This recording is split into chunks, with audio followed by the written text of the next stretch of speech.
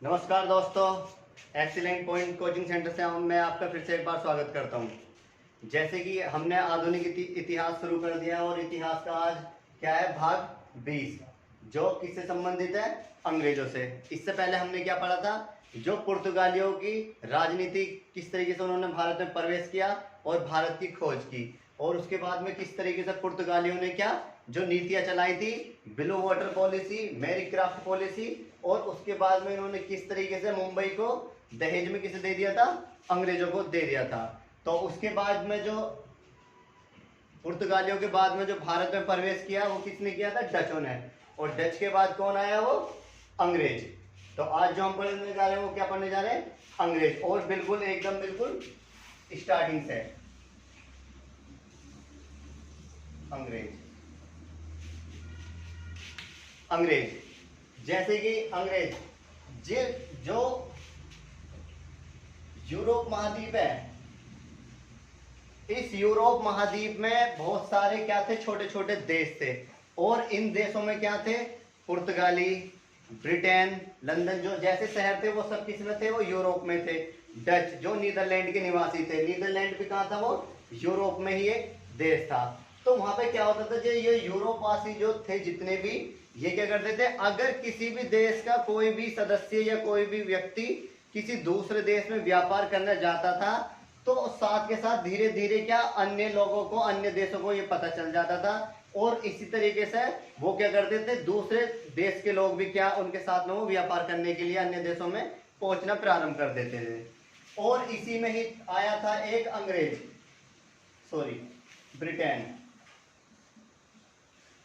Britain और ये Britain, जो ब्रिटेन में कौन लोग रहते थे, अंग्रेज। और अंग्रेजों को ही क्या कहा जाता है, तो ब्रिटेन में जो अंग्रेज थे इन्हीं को क्या था, बनिया। बनिया कहा जाता था इनको,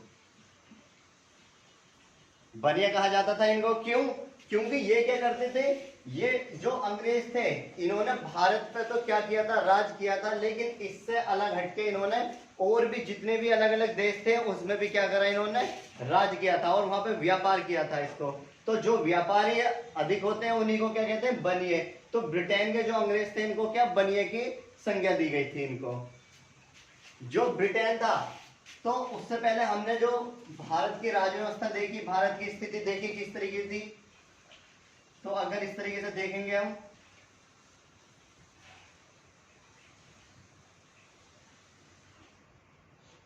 तो यहीं पर ही क्या, बिल्कुल ये अरब सागर हो जाता है आपका, ये हिंद महासागर, और इधर ही आ जाता है बंगाल की खाड़ी। खाड़ी और यहीं पर ही बिल्कुल 0 डिग्री पर ही, 0 डिग्री पर ही यहाँ पे छोटे छोटे छोटे छोटे बहुत सारे द्वीप थे, जो मैंने कल भी बताया था आपको। लगभग 13,000 के आसपास यहाँ पे छोटे छोटे द्वीप बने हुए हैं। कहां पर, 0 डिग्री पर। इन छोटे छोटे द्वीपों को ही मिला के एक देश बना है जिसका नाम है इंडोनेशिया। इंडोनेशिया। तो क्या हुआ, जो 1596 ईस्वी में कौन आए थे, यूरोप से ही जो डच, कहां के निवासी थे, यूरोप में ही देश है नीदरलैंड। नीदरलैंड कौन थे, डच, नीदरलैंड के निवासी थे। तो 1596 ईस्वी में ये कहां पर आ गए थे, इंडोनेशिया।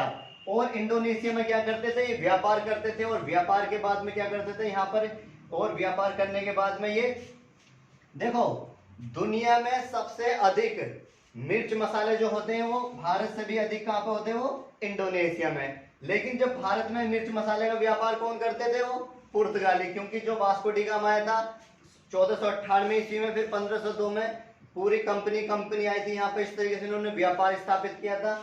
तो ये जो इनका क्षेत्र था, ये वाला केरल का, इस पे किसका कब्जा हो गया, पुर्तगालियों का। और ये जो क्षेत्र था पूरा इधर का, गोवा, कर्नाटक वगैरह, ये इस पे भी किसका क्षेत्र हो गया, पुर्तगालियों का। और इधर जो ये मुंबई पड़ती है, मुंबई पे भी किसका अधिकार हो गया, पुर्तगालियों का,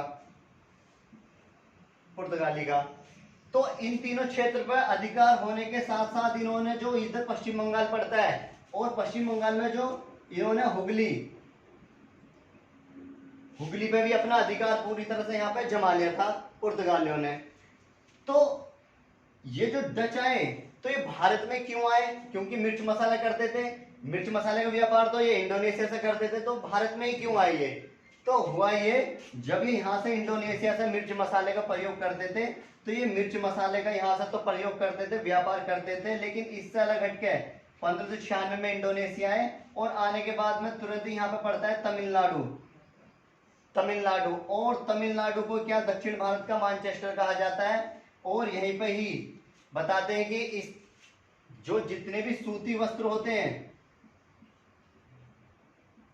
सूती वस्त्र वो कहां पर होते हैं? तमिलनाडु में। तो ये डच क्या करते थे, यहां से आते थे और कहां पर सीधे जो भारत में आए, ये 1602 ईस्वी में डच आ गए थे यहाँ पर तमिलनाडु में। जैसे यहाँ पर आने के बाद में ये क्या करते थे, सूती वस्त्र, यहाँ से सूती वस्त्र लिए, लेने के बाद में उनको कहाँ बेचे? इंडोनेशिया में। इंडोनेशिया से क्या खरीदे उन्होंने? काली मिर्च, मिर्च मसाले खरीदे, और खरीदने के बाद में कहाँ जाते थे वो? अपने यूरोप। और यूरोप में क्या करते थे? उन काली मिर्चों को वहां पे बेचते थे, क्योंकि भारत से भी अच्छे और बहुत अच्छे किस्म के जो मिर्च मसाले होते थे वो कहाँ होते थे? वो इंडोनेशिया में ही। तो इस तरीके से यहाँ पे व्यापार चलाते थे। तो ये कौन थे? डच। और डचों के बाद में जो भारत में प्रवेश किया वो किसने किया? अंग्रेजों ने।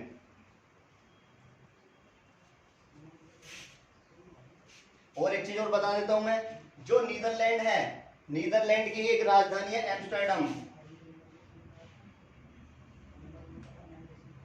एम्स्टर्डम दुनिया का पहला स्टॉक एक्सचेंज जो बोर्ड बना वो एम्स्टर्डम में ही बनाया था, क्योंकि स्टॉक एक्सचेंज बोर्ड जो होते हैं दलाल इंस्टीट्यूट और मुंबई स्टॉक एक्सचेंज, तो ये जितने भी मतलब स्टॉक एक्सचेंज जो थे वो सबसे पहले जो बना हुआ था वो आपका नीदरलैंड की राजधानी एम्स्टर्डम में ही बना हुआ था। पूछ लेता है ये बहुत अधिक बार। अब जो अंग्रेज थे वो कहां के निवासी थे? यूरोप के। अंग्रेज। अब हुआ क्या, जो अंग्रेज थे, और सबसे पहले 1599 ईस्वी में, 1599 में एक व्यक्ति था मिल्डेनहोल। मिल्डेनहोल इसने क्या किया? इसे लगा कि हमें क्या करना है, इसे पता चला था कि जो पुर्तगाली हैं वो डच लोग हैं, कहां पर गए हैं? भारत, व्यापार करने के लिए। तो इसे भी कहीं ना कहीं क्या करना था? व्यापार करना था। तो इसीलिए इसने क्या किया, यहाँ पर सबसे पहले भारत की परिस्थिति देखने के लिए, घूमने फिरने के लिए ये चला यहां से।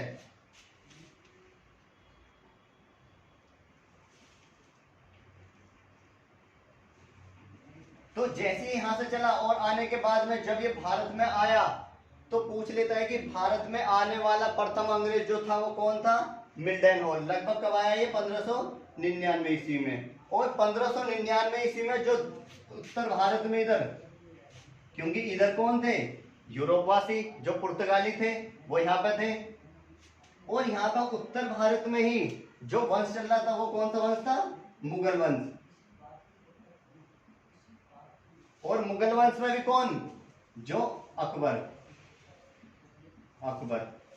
तो जब ये हुआ ये कि 1599 ईस्वी में जो मिल्डेनहोल आया, और मिल्डेनहोल प्रथम ऐसा अंग्रेज था जो समुद्री मार्ग से नहीं आया और ये स्थल मार्ग से आया। पूछ लेता है कि कौन सा अंग्रेज, या सबसे पहले स्थल मार्ग से आने वाला अंग्रेज कौन था? वो मिल्डेनहोल ही था। अब जब ये आया और आने के बाद में इसने भारत में प्रवेश किया, और भारत में प्रवेश किया और इसने भारत की परिस्थिति जानी कि यहाँ की, इसने देखी कि यहाँ पर तो व्यापार बहुत अच्छे से हो सकता है। क्यों? क्योंकि यहाँ तो और भी जो देश के लोग हैं वो क्या करते हैं, यहाँ पर व्यापार चल रहा है उनका, तो क्यों ना यहाँ से व्यापार किया जाए। तो यहाँ से घूम फिर के मिल्डेनहोल कहाँ गया? सीधे अपने ब्रिटेन। ब्रिटेन में भी कहा? लंदन। और जैसे ही लंदन में पहुंचा ये,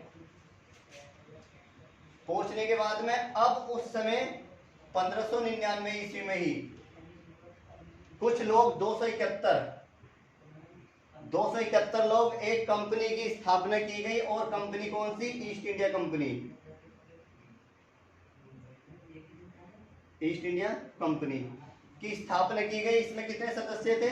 271। और ये 271 लोग कहां पहुंचे? ब्रिटेन। ब्रिटेन में कहा? लंदन। और उस समय जो लंदन की जो महारानी थी वो थी एलिजाबेथ।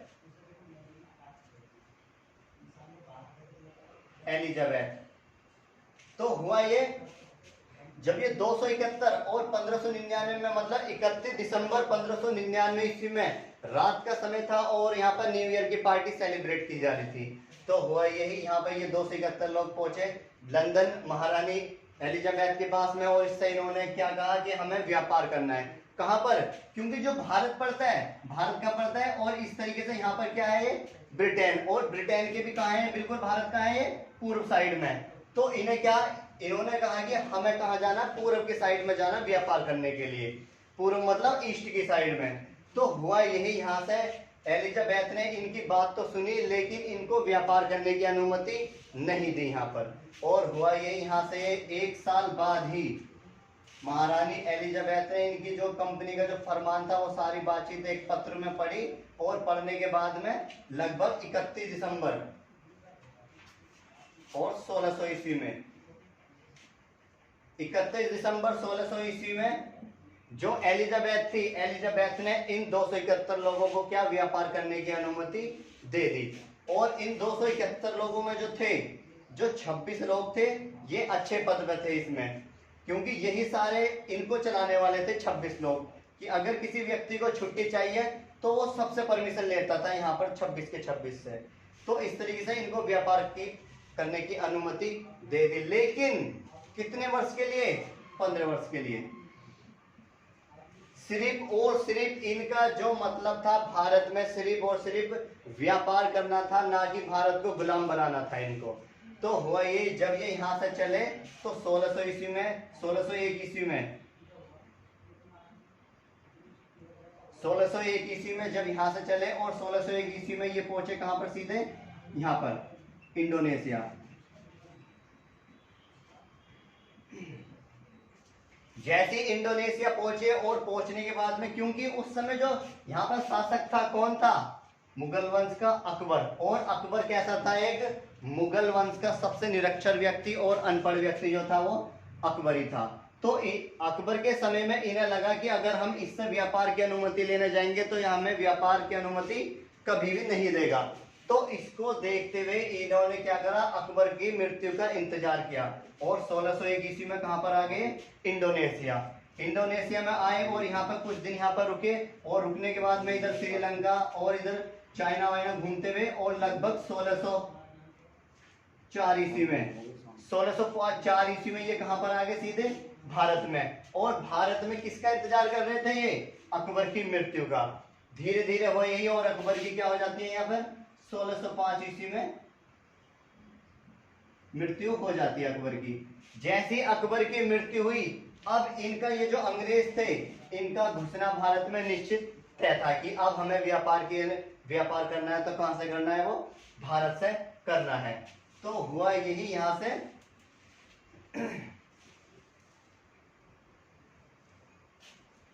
जब ये यहाँ भारत में आ गए, और आने के बाद में 1605 ईस्वी तक इन्होंने देखा, भारत की परिस्थिति जानी, और उस समय जो 1605 ईस्वी के बाद जो शासक बना था, अकबर का ही पुत्र, कौन?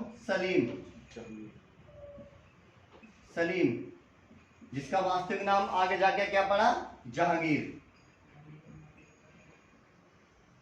क्योंकि सलीम का जन्म मैंने बताया था, जो अकबर था, अकबर एक शेख सलीम चिश्ती थे, वो क्या करते थे, उसकी दरगाह पे डेली चादर चढ़ाते थे। तो इसका जन्म हुआ, और इसी के नाम पे क्या रखा था? सलीम नाम रखा था, और बाद में जाके इसका नाम क्या हो गया था? वो जहांगीर हो गया था।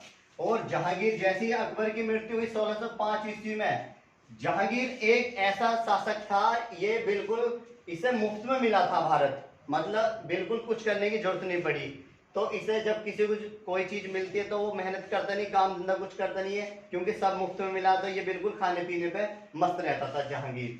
तो हुआ यही, यहाँ से जब ये गद्दी पे बैठा, अब 1608 ईस्वी में, 1608 ईस्वी में ये जो 271 लोग थे, ये बिल्कुल निरक्षर व्यक्ति थे, लेकिन 1608 ईस्वी में ब्रिटेन से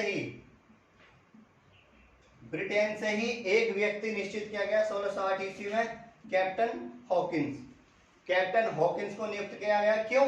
क्योंकि ये आएगा कहां पर, जहांगीर के दरबार में। और जहांगीर के दरबार में आने के लिए किस लिए, कि ये व्यापार की अनुमति लेगा। अब ये 1608 ईस्वी में ब्रिटेन से चला और कहां पर आ गया, 1608 ईस्वी में जहांगीर के दरबार में।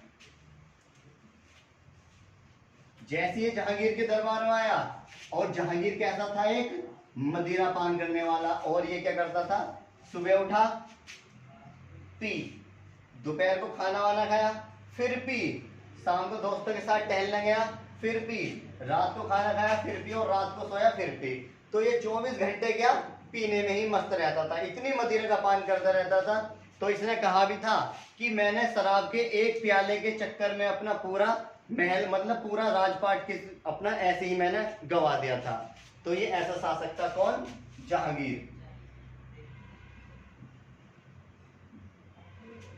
तो जब 1608 ईस्वी में 1608 ईस्वी में, क्योंकि एक साल बाद रानी महारानी ने, एलिजाबेथ ने उस पर जो इन्होंने फरमान जारी किया था कि हमें व्यापार करना, और एक साल बाद इन्होंने भारत उससे एलिजाबेथ से परमिशन ले ली थी, और फिर भारत में आए घूमते फिरते। और 1608 ईस्वी में एक पढ़ा लिखा व्यक्ति, कौन, कैप्टन हॉकिंस। कैप्टन हॉकिंस कहाँ आता है, सीधा जहांगीर के दरबार में। अब जैसे जहांगीर के दरबार में आया, और जहांगीर कैसा शासक था, एक तो बहुत ज्यादा मदिरा का पान करता था। तो जैसे जहांगीर दरबार में बैठा था, और कैप्टन ये जो हॉकिंस था, इसको कैसी भाषा आती थी, अंग्रेजी। और जो जहांगीर था, इसको फारसी भाषा आती थी, फारसी। तो इसको देखते हुए ही जो ये अंग्रेज कैप्टन हॉकिंस था, इसके जैसे दरबार में आया। अब इसने जाते क्या बोला, सर मैं आई कम इन सर। अब इसे क्या पता क्या बोला जहांगीर ने, क्योंकि इसको तो फारसी भाषा आती थी। तो हुआ ये, यहाँ पे इसने कहा मैं आई कम इन सर। इसकी बात सुनी, थोड़ी देर बोलता रहा, इंग्लिश में बोलता रहा। तो जहांगीर ने इसकी बात ध्यान नहीं है, पता ही नहीं चला क्या बोला इसने। तो इसने क्या करा, जहांगीर ने इसे बाहर निकालो, पता नहीं क्या बोल रहा है।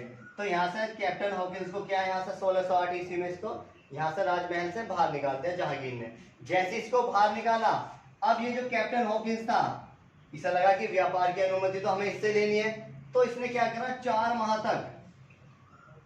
4 माह तक जो मुस्लिम इस्लाम धर्म के होते हैं, जो वो होते हैं पादरी वगैरह जो होते हैं, जो उसमें मस्जिद में या उसमें मदरसे में क्या कराते हैं, वो जो फारसी भाषा सिखाते हैं। तो 4 माह तक कैप्टन हॉकिंस ने क्या करा, फारसी भाषा सीखी। जो पादरी वादरी थे उनसे फारसी भाषा सीखने के बाद, और 4 माह के बाद फिर आता जहांगीर के दरबार में। और जहांगीर के दरबार में आने के बाद में ये फिर कहता है फारसी भाषा में कि हमें सर व्यापार की अनुमति चाहिए, और आप हमें व्यापार की अनुमति दे दीजिए।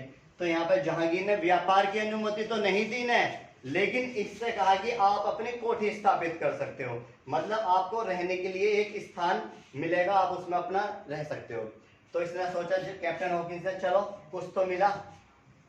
तो सब, और वो भी कहां पे मिला, सूरत में। सूरत में ही ना इन्होंने पहली क्या बनाई, अपनी कोठी बनाई। इसे कोठी भी बोल सकते हैं, फैक्ट्री भी बोल सकते हैं, और उद्योग केंद्र भी बोल सकते हैं। किसको, जो इन्होंने सूरत में पहले अपनी फैक्ट्री लगाई। अब जैसे इन्होंने यहाँ फैक्ट्री लगाई यहाँ पर, अब ठीक ठाक इनका चलता रहा काम। अब यहाँ पे थोड़ा सा इन्होंने व्यापार अपना बढ़ाया, 271 लोग जो थे ये व्यापार बढ़ाया। लेकिन व्यापार बढ़ाने के बाद में जैसे चलता रहा, अब हुआ ये, यहाँ पे जो जहांगीर था ये हमेशा पीता रहता था। सुबह उठा, पी, दोस्तों के साथ महफिल में बैठा, वहां पीने लगा। तो इसने देखा कि अरे ये कहाँ से आ गए गोरे गोरे लोग, यहाँ पे किसने बुलाया इन्हें। तो इन्होंने कहा कि कहाँ से आए हो, कि सर आपने ही तो यहाँ पे कोठी स्थापित करने के लिए की थी, रहने के लिए। तो इसने कहा मैंने बोला था ना, चलो भागो यहाँ से। तो फिर इनको क्या यहाँ से भगा दिया। तो इस तरीके से इनको भगाता गया। और 1615 ईस्वी में ही 1615 ईस्वी में ही एक व्यक्ति और, सर टॉमस रो एक व्यक्ति और आता है। कहां से, जब ये भारत वहां से ब्रिटेन से चला, जैसे ये ब्रिटेन से चला, तो जो कैप्टन हॉकिंस था उसने कहा जा तो रहे हो तुम, लेकिन ज्यादा प्रोफेसर बनकर मत जाओ। अगर जा नहीं तो कौन सी भाषा सीख के जाओ, फारसी। नहीं तो वहां पर अंग्रेजी नहीं चलती, वहां से भाग जाओगे ना। तो तो वह ये भी यहाँ से खूब अच्छे से फारसी भाषा सीख का आया, और सीखने के बाद में 1615 ईस्वी में किसके दरबार में पहुंचा? जहांगीर के। और जहांगीर से किसमें बात की? फारसी भाषा में। और फारसी भाषा में इतनी अच्छे से बात की, और बात करने के बाद में इसने क्या किया, यहाँ से व्यापार की अनुमति ले ली सर टॉमस रो ने 1615 ईस्वी में। जैसी व्यापार की अनुमति ली, अब यहाँ पे जहांगीर ने कहा सर टॉमस रो से कि आप यहाँ पे भारत में व्यापार तो कर सकते हो, लेकिन आपको व्यापार करने के लिए सिर्फ और सिर्फ दिन ही दिन में व्यापार करना है। आपको दिन ही दिन में व्यापार करना है, मतलब सुबह अपना आना है, सुबह अपना व्यापार करा और दोपहर तक व्यापार किया, शाम तक किया, और रात को यहाँ से क्या आपने तुरंत ही कहाँ पर जाना? ब्रिटेन जाना है।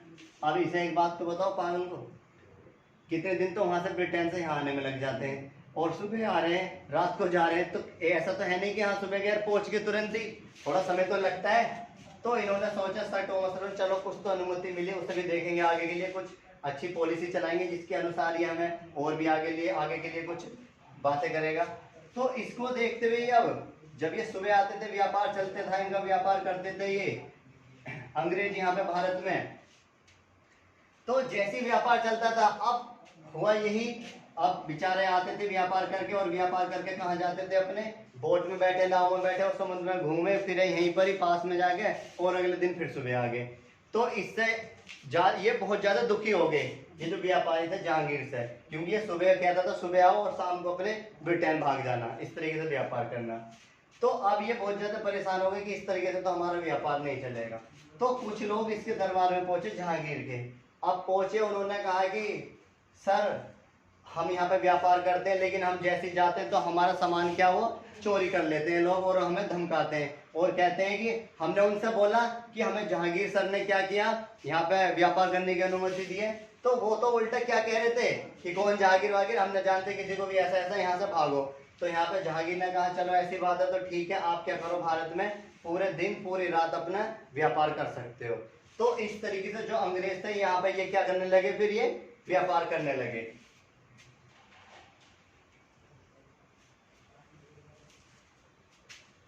जब ये व्यापार करते थे तो जैसे दिन ही दिन में व्यापार करते थे, रात में भी करते थे, तो जहांगीर जैसे पीता तो रहता था हमेशा, तो ये क्या करता था, इनको भगाता रहता था कि चलो भागो यहाँ पे क्या कर रहे हो। तो ये कहते थे हमने व्यापार की अनुमति दी, अब हम यहाँ से तुम्हें भगा रहे हैं। तो इस तरीके से जब इसको भगाते था जहांगीर, यहाँ से इनको भगाता था अंग्रेजों को, तो 15 व्यक्ति नियुक्त किए गए थे, किस लिए?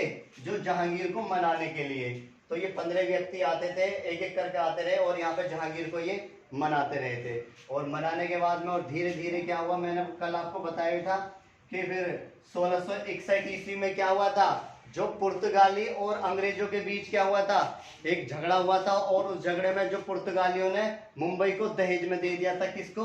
अंग्रेजों को। और उसके बाद में ये इन्होंने क्या, जो हुगली थी और यहाँ पे किसका कब्जा हो गया, मुंबई पे भी किसका हो गया था, वो अंग्रेजों का। और धीरे धीरे क्या, जो पुर्तगाली थे, पुर्तगालियों का यहाँ से क्या हो गया, पतन होना प्रारंभ हो गया था, पतन होना प्रारंभ हो गया। लेकिन जो गोवा बचा था, गोवा पे किसका अधिकार हो गया था, सिर्फ और सिर्फ जो पुर्तगाली थे। और कल मैंने बताया था आपको कि 1961 में पुर्तगालियों से आजाद किसको कराया, गोवा को, क्योंकि भारत तो 1947 में आजाद हो गया था। लेकिन उसके बाद भी गोवा में जो लोग बसे हुए थे, उनकी नसों में किसका खून था, वो पुर्तगालियों का था। क्योंकि उन्होंने कहा था कि हमारे पास क्या है, 2 पासपोर्ट हैं, एक तो यहाँ का और एक कहाँ का, अपने यूरोप का, पुर्तगाली का।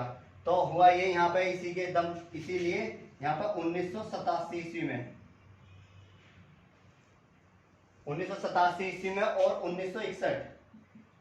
1961 में क्या किया, यहाँ पे गोवा को पुर्तगालियों से आजाद कराया 1961 में। और यहाँ पे इसको क्या बनाया, पहले केंद्र शासित प्रदेश बनाया, और 1987 में क्या बनाया, यहाँ पर एक राज्य का दर्जा दिया गया था, किसको, गोवा को। और आज भी वहां पे किसकी झलक मिलती है, वो पुर्तगालियों की झलक मिलती है देखने के लिए।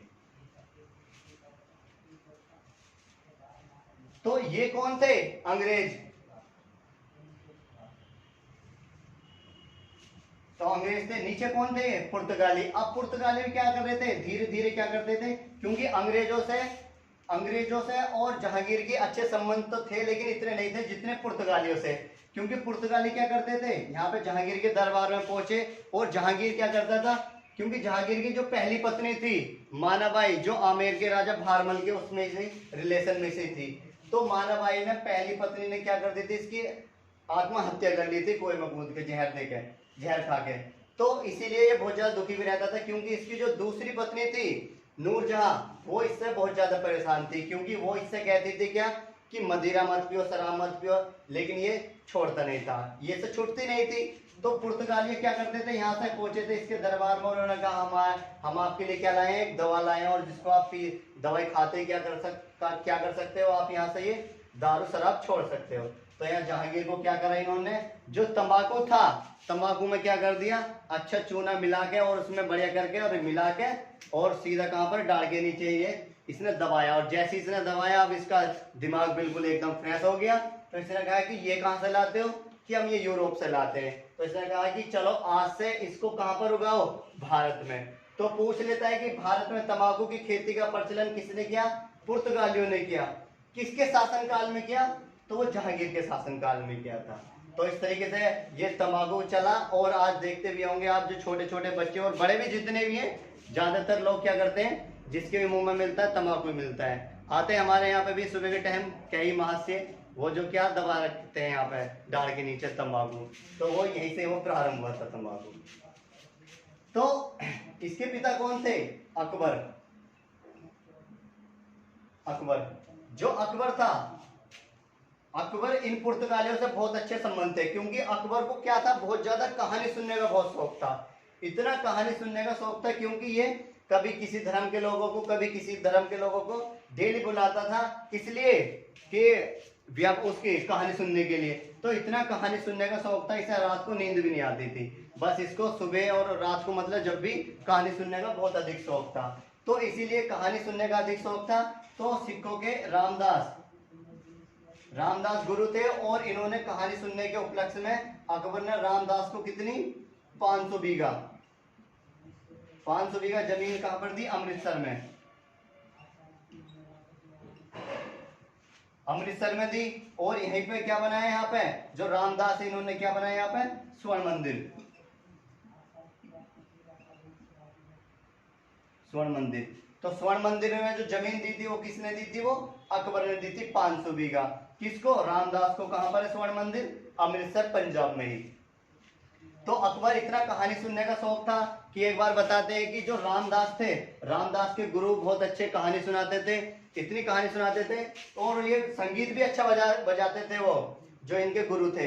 तो अकबर को पता चला कि मुझे क्या संगीत सुनना, और क्योंकि संगीत जो सुनना था, जो रामदास के जो गुरु थे, कि वो जब भी बजाते हैं या संगीत गाते हैं तो बारिश होती है, और चारों तरफ क्या, जो छोटे छोटे जीव जंतु जो थे, हाथी, भालू, कुत्ता, बिल्ली, जो भी, वो चारों तरफ आके बैठ जाते थे इस तरीके से। तो अकबर इस दृश्य को देखने के लिए बहुत ज्यादा व्याकुल था।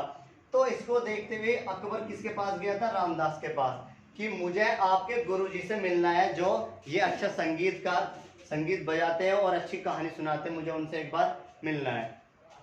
अब इसको देखते हुए तो रामदास ने कहा कि जो हमारे गुरुजी हैं, गुरुजी क्या करते हैं, वो कभी ऐसे नहीं कि हाँ कोई भी व्यक्ति गया और जाके कहानी या संगीत वगैरह सुन लिया, नहीं, वो सिर्फ अपनी मर्जी से ही सुना सकते हैं। तो वही यहाँ से एक बार अकबर इसके साथ गया, और जाने के बाद में इसने कहा, ये अकबर जो था ये लेडीज बन के गया बुर्खा पहन के, और बुर्खा पहन के जैसे ही पहुंचा यहाँ पर रामदास के साथ में अपने गुरु के पास, तो वहां देखा, उसने कहा कि रामदास ने कि अपने गुरुजी से कि गुरुजी ये महिला आई हैं और ये आपसे क्या संगीत सुनना चाह रहे हैं। तो इसको देखते हुए उसने कहा कि नहीं, मैं ऐसे कैसे सुना दूंगा संगीत वगैरह, मैं नहीं सुनाऊंगा। तो यहाँ से वही अकबर क्या यहाँ से इसको लेकर चला, लेकिन उसने, इसके जो गुरु थे, गुरुजी ने कहा कि चलो रुको, मैं आपको संगीत सुनाता हूँ। तो फिर ये बैठ गए, और जैसे ही इन्होंने, इसके रामदास के गुरु ने संगीत वगैरह सुनाया, बजाया जो भी, अब जैसे ही बजाया तो बारिश पड़ने लगी, और चारों तरफ क्या, जितने भी जानवर थे वो आके बैठने लगे। तो अकबर ने देखा कि अरे ये तो बहुत अच्छी बात है। तो उसी के उपलक्ष्य में रामदास को क्या दिया था, इन्होंने 500 बीघा जमीन दी थी, जहाँ पर स्वर्ण मंदिर बना हुआ है। तो इसके बाद जो अंग्रेज थे, अंग्रेज धीरे धीरे क्या हो गए थे, भारत में शक्तिशाली हो गए थे। और इसके बाद में भारत में किस तरीके से इन्होंने अपनी कोठी फैक्ट्री लगाई। और कल जो हम पढ़ेंगे, क्या पढ़ेंगे, जो ब्लैक होल घटना हुई और इसके बाद में प्लासी का युद्ध, बक्सर का युद्ध, और किस तरीके से भारत में ये व्यापार के माध्यम से आए, लेकिन धीरे धीरे इन्होंने क्या किया, भारत की जो राज व्यवस्था थी उसमें भी हस्तक्षेप किया और भारत के जितने भी वो थे लोग, उनके साथ उनको सबको क्या बनाया, उन्होंने गुलाम बनाया। वो धीरे धीरे देखेंगे, क्योंकि एक ब्लैक होल घटना घटी और उस घटना ने भारत का ही क्या नक्शा बदल दिया था। तो उसके बाद में बक्सर का युद्ध हुआ, दो निर्णायक खतरनाक इतने युद्ध हुए, बक्सर का युद्ध और प्लासी का युद्ध, और उसके द्वारा क्या हो जाता है, भारत की सारी राज्य व्यवस्था बदल जाती है। तो कल जो हम पढ़ेंगे ये सारा कुछ पढ़ेंगे, ठीक है। और वीडियो को शेयर करें, लाइक करें और देखते रहिए। धन्यवाद आज के लिए।